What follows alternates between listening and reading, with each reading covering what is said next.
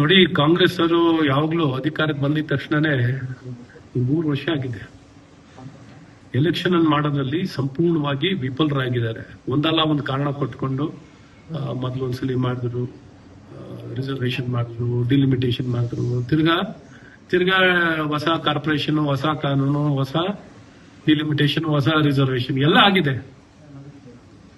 ವಿಭಜನೆ, ಬೆಂಗಳೂರು ವಿಭಜನೆ ಮಾಡಬಾರ್ದು, ಎಲ್ಲ ಮಾಡಿದ್ರು. ಇವತ್ತು ಬೆಂಗಳೂರು ಸಂಪೂರ್ಣವಾಗಿ ಹಾಳುಗೆಟ್ಟಿ, ಚುನಾವಣೆನಿಲ್ಲ, ವ್ಯವಸ್ಥೆನಿಲ್ಲ, ಎಲ್ಲರ ಕಸ ಗುಂಡಿ ಅವ್ಯವಸ್ಥೆಯಿಂದ ಇವತ್ತು ಬೆಂಗಳೂರು ನಗರ ತುಂಬಿ ತುಳುಕ್ತಿರುವಂಥದ್ದು. ತಕ್ಷಣ ಚುನಾವಣೆ ಮಾಡುವಂಥ ಕೆಲಸವನ್ನ ಕೈಗೆತ್ಕೊಂಡು ಚುನಾವಣೆಯನ್ನು ಮಾಡುವಂಥದ್ದಾಗಬೇಕು.